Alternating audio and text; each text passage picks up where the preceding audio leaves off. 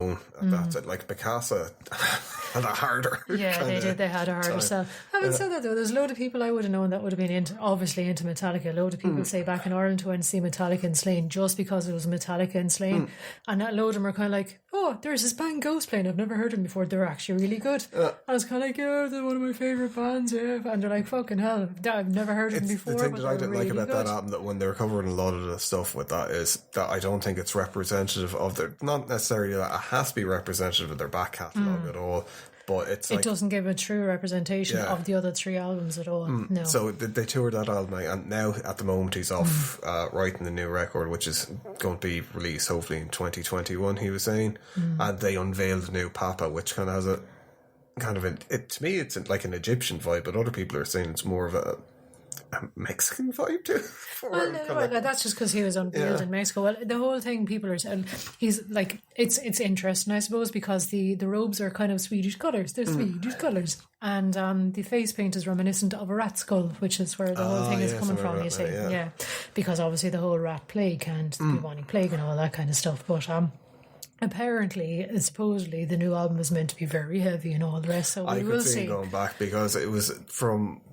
He's after getting sucked in. He's sucked in all his fans now and all the rest, and he's got a whole raft of new people on board. And I think he's probably kind of going, right, I can sway a little bit heavier now. I've sucked everyone in with the pop thing, and the young, because I mean, geez, the last concert we went to see, there was a lot of young people fans that were like around their age were following, and then it was like there was kids, there was like 8-year-old girls at it dressed up, sing along to Dance Macabre. Really weird, very it was kind of like, disturbing. But that's the thing. I think he's got a younger fan base now who he's kind of like, right, okay, I've sucked in the younger fan base. As they get a bit older, might be more receptive to slightly more heavier music. So I can kind of even other than that. I think it's insanity to try and kind of like hold on to an audience and kind of just do music for the sake of holding on to him, because people that are fickle, they're not going anywhere. They just go on to the next thing. I think that's the big test with Ghost, that they came from being critically acclaimed and being a very underground band. They're big. They're one of the biggest bands, I think, in metal and rock at the moment. And they have an awful lot of haters as well, because they got big. That's why it's kind of, they're gone through that kind of point now, I think, where it's going to be, the next album is going to be to tell, like a lot of the fickle people that aren't really into him, and that just picked up on because Kerrang were covering him the whole time, are going to drop off anyway, because they'll be going on to the next big thing. So it'll be interesting to see what he does. Hopefully it'll be another Meliora. Or something heavier. I'd like to see him go back towards sort of Infantesimum. And just kind of a bit heavier like that. But I suppose kind of like with the whole thing with, say, Ghost, I suppose for songs, because I know some people don't like listen to albums anymore, which I never get, for people to listen to, Cerise would be one of the bigger ones. Rats, Stadium Rock one. Year Zero, kind of before going back to her. Brilliant cover version, who we'll talk about at some stage in the show. I'm finding it really, if there's anyone listening to this and they can in any way get their hands, or a link to where you can get your hands on Rocky Erickson's fucking documentary called You're Gonna Miss Me When I'm Gone, please send it on. And so I can't find it anywhere. But they did a cover version of Rocky Erickson's, and if you have Ghosts, and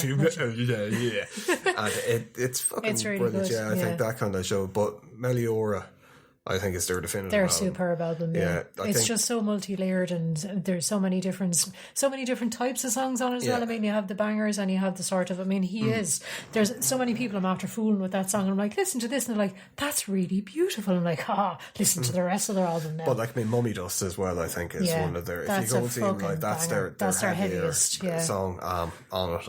But so obviously we quite like them, so you should go off and listen to them. Yes, indeed.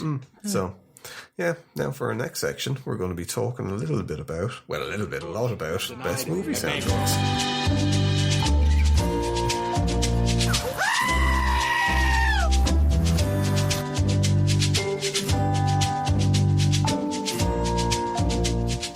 Right, so I suppose for this little part, we're going to be talking about some of our favourite and some of the best movie soundtracks.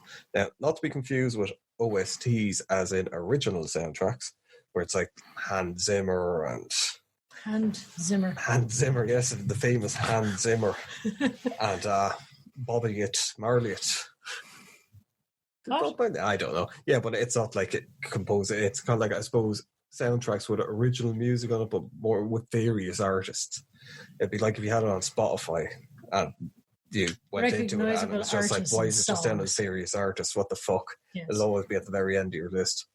So I suppose again, and Mark is joining us for this one as well. If you want to find out about who Mark is and who we are as well, there'll be a bonus episode that you can listen to about our musical tastes and who we are. Instead of having like a website with an about us thing, you have like a bonus episode. But anyway, Mark, what's your favourite soundtrack of all time? Don't fuck this up or you will die. Don't fuck it up. Oh, it's tough.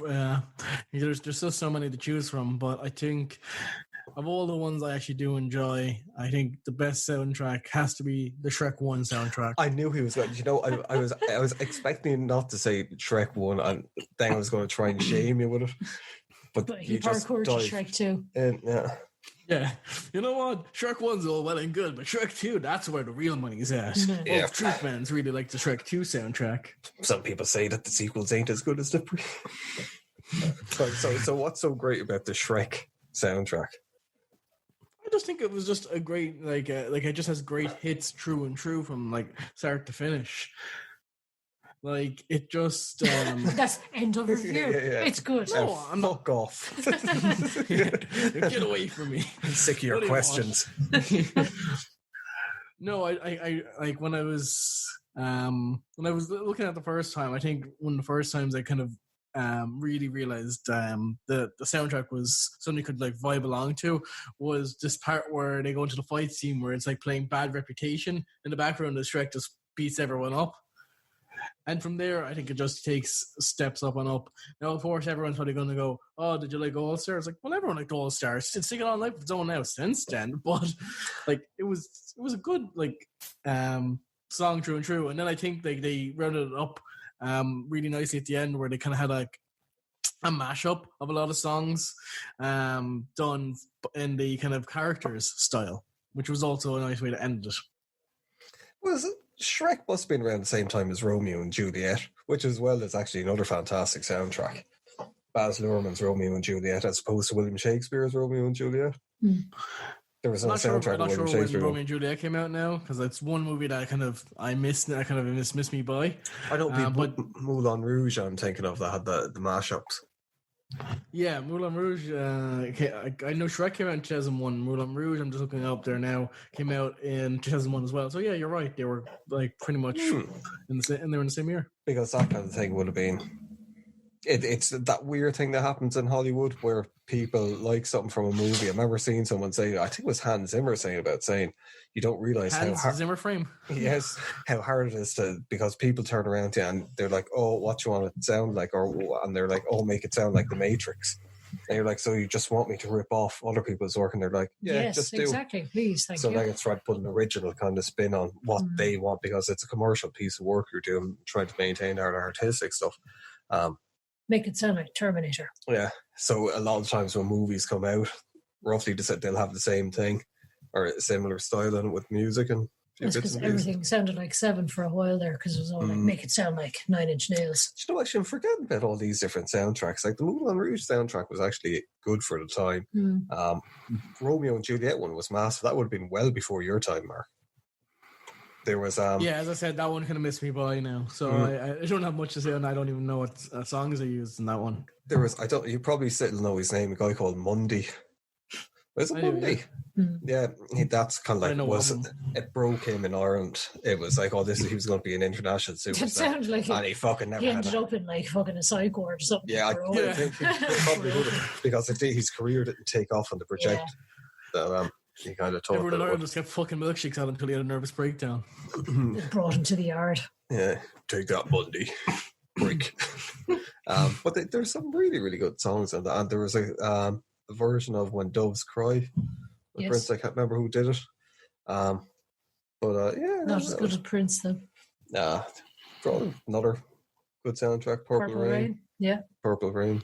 Purple Rain. Purple Rain.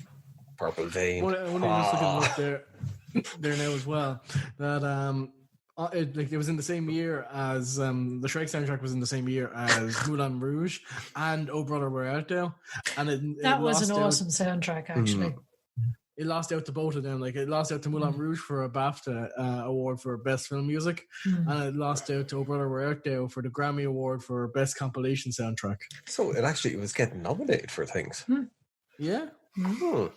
That I think that was O Brother Where Art Thou. That sort of put everyone off in a sort of a bluesgrassy Cajun kick. as Yeah, well. did you? Even your mother like that, didn't she? What do you mean, even my mother? That's what. It's like your mother liked it as well. You're like everyone and your mother. Yes, indeed. Well, I had that chin with the bat nipples in it, so you know. Actually, some of the Batman soundtracks were actually pretty good. Prince again. Prince, what song did Prince do? Prince did a whole. Oh, the actual first Batman soundtrack. Yeah. I forgot about that. I was thinking more of the one with what was it, with Kiss from a Rose on it. And the most sensitive of the Batman. Yeah, and I think there was like that U2 one on Hold Me, Thrill Me, Kiss Me. Yes, that was actually pretty fucking good. Fucking didn't Smashing Pumpkins have a song on The End is the Beginning of the End? The world is a veil. No, that's I know. But the whole thing, this is what we should have really said when we're starting off this. Batman. But what we should have said when we were starting off with this was the whole thing about movie soundtrack, what people mightn't get nowadays. I think to a certain point, what was it called? Guardians of the Galaxy. James Gunn kind of kickstarted again with the mixtape thing. Yeah. Where it was like in the 80s, like movie soundtracks sometimes were bigger than the actual movies. Yeah, they were like a really, really big way of promoting movies because everyone was into music. MTV was fucking massive at the time. So it was nearly better than having just a trailer for your movie, was having a hit. A kick-ass song with the music video that had clips from it. So music soundtracks. Well, if you remember Terminator 2 and Guns N' Roses, that was a fucking smash hit that went on for absolute months. Then people went off and bought the T2 soundtrack and that song wasn't on. Yeah. It was all like Brad Pitt out. It's like, what the fuck? I think one soundtrack that definitely would be the best that like preceded the movie and probably was definitely very strong in its catapulting. It probably would be Highlander soundtrack because it's pretty much just done entirely by Queen. Yeah, that is an excellent soundtrack. That is like an excellent Queen album. Here we are, born to be kings. But did they have the? I don't think they have the actual. Oh no, they do. There was a different one with that was on the Highlander TV show. Yes, but that was actually they did actually that. Yeah, that was from Queen as well.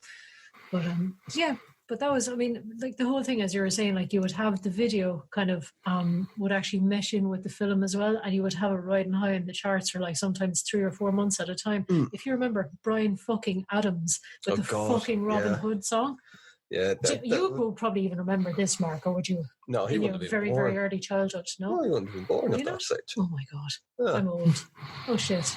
But that wasn't that soundtrack either, though. That was like the theme song. That was just for it. Like, there wasn't like a soundtrack. It was for the same with Celine Dion with the Titanic theme song. But the Train Spotting was, but like I mean, Train Spotting was massive with the soundtrack for various reasons. It kind of promoted the film really, really well. But it had like Born Slippy was like #1 hit for fucking about 3 years. Yeah, but it introduced people to a whole different genre of music that they probably wouldn't normally listen to, and that kind of club scene with it as well, which was very, very unusual. Like, and suddenly a lot of people fell down that toilet hole. Toilet hole? Yes, like that's in Train Spotting. Do you remember Train Spotting, Mark? I've watched it. It has been years since I've watched it now, but yeah, like it had a decent soundtrack to it. Now, the one that kind of comes more to mind like when you talk about Train Spotting is the second one, because as I said, it's been years since I watched it, and even then when I watched it, I probably watched it a bit too young. So a lot of you remember as a crawling baby? All of the stuff just kind of goes over your head, and you're just like, maybe I should be watching this. Yeah. So I mean, the big one really for that was Lust for Life, really, wasn't it? Lust for Life, yeah. Oh yeah, I forgot about that. Yeah, Perfect Day as well. That was the big one. They use the Perfect Day for some charity thing as well. Yes. And people work on like, this is a song about taking heroin, and they're using it as and everyone's like, it's so like touching and moving. A and child's powerful. line fucking like song to try. But I tell you, my favorite ones are a bit like it's a very, very lesser known soundtrack. Trick or Treat.